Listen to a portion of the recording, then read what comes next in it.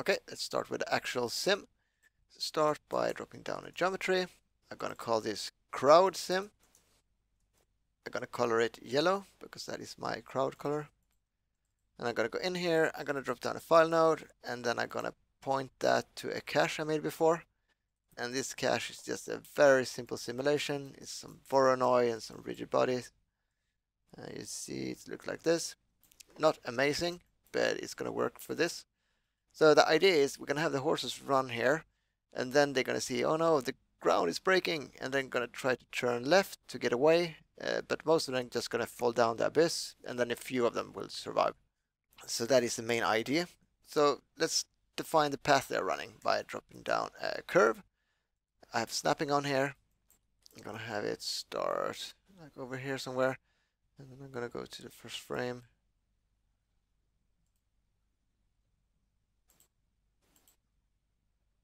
Something like that.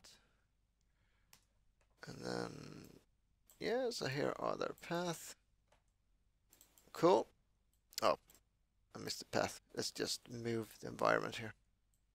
I could have moved the path, but let's move the environment instead.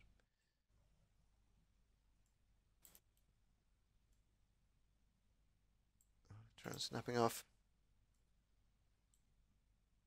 Something like that. Cool. Actually, gonna move it a little bit like this as well. Right? Okay. So now we have this lined up. So now I'm just going to define where the horse is going to start. So I'm going to drop down a grid. And I'm going to move that grid. Let's move it up.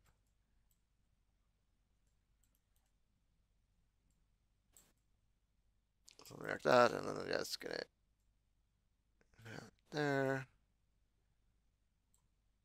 And then I'm going to up the resolution a little bit because I'm going to paint on it. So I'm going to drop down a paint. So here's a paint. Make it black. And then let's paint here. So go to foreground. And then just paint where the horses might be. And then I'm going to drop down a scatter. And this scatter is going to use the CD as the density attribute. So I'm going to go to density, type CD, and I don't want to keep the colors. So I'm going to go to the output attribute here and delete that. And then I don't want that many horses. So I'm just going to have 20 horses. Something like that. And then let's get the agent definition. So an object merge, get agent, always color these blue for some reason. And then I'm going to go to the agent setup, out agent, crowd source. And then let's connect these guys. So here are our horses. Cool. So now I kind of regret that I deleted the simulation from before. But instead of just rebuilding it by hand, let's use the crowd shelf.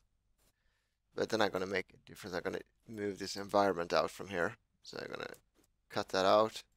I have a new node, geometry, geo environment. And then let's make that dark blue. And then I'm going to copy it in here.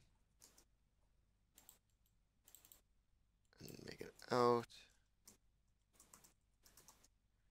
And make that black. Sweet. So yeah, it's simple enough. Let's just select the crowd sim. And then I'm going to click this simulate. And I want to have run as one state. And I also want to have the ragdoll. So let's set that up at the same time. So let's run that. And that will automatically, just because there is a crowd source in this node, it's going to automatically connect that up. So we have this crowd sim here. And if we go in here, we can see after crowd source, it added this agent constraint network. And the agent constraint network is, of course, the thing that creates constraints based on the collision layer and the rotational limits that we set up earlier. So here, the crowd comes out, make that black. And then here, the constraints are coming out. And they are, of course, just polylines that you might know. They're just polylines with attributes that the simulation reads. So let's go into the simulation and see how they set that up. So we've done a little bit different, obviously, because we have this bullet sim coming in as well. So we need to have a multi-solver because we have two solvers. We have the crowd solver and then we have the bullet solver. And that's fair. And here you can see it's basically the same thing. It's just they have put that merge here for transitions. In the previous sim, we just connected a crowd right into the crowd object. They are using a crowd source, which is also fine, which is the way you had to do it in previous versions. And then we have these two states, and here we have a constraint network, and that is pointing to the constraints. And then we have a cone twist and pin. We actually set up so we don't need the pin, so let's just delete that guy. It doesn't really matter, but why make it more complex? We just need the cone twist constraints here. And then we have this merge that we can put all the collision geometry. Cool, and then a gravity, of course. Let's see if the ragdoll state works. So I'm gonna drop down a ground plane and just connect that in here. And then go to the crowd source and then just set the initial states to ragdoll. So let's see what that gives us. Oh, yeah, we can see they are falling down as expected. Cool. So that is good. But let's get it back to run. And also let's set up all the things that we did in the previous simulation. Like for one thing, we want to use this path. So let's go into the crowd sim. We're gonna, on this run stream here, we're gonna drop down a pop steer path.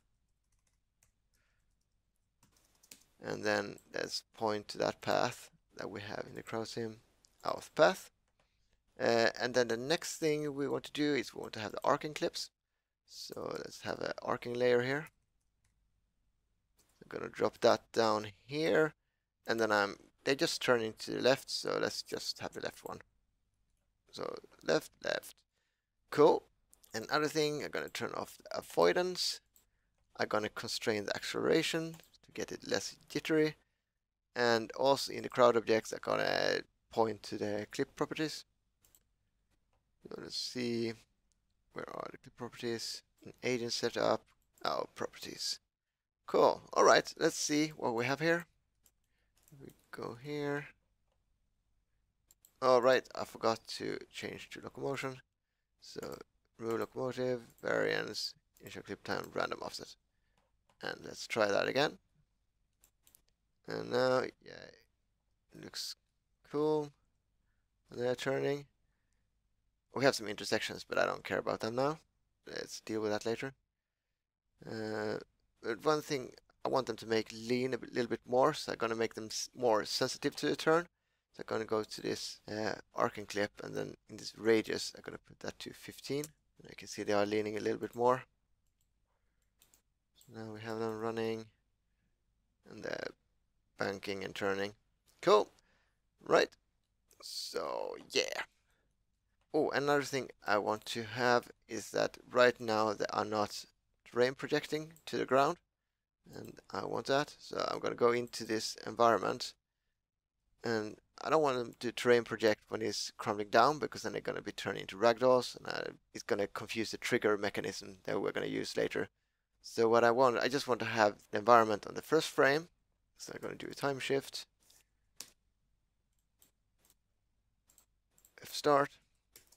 Yeah, to make the calculations faster when it's terrain adapting, it can be a nice thing to have them as a height field instead. So let's drop down a height field,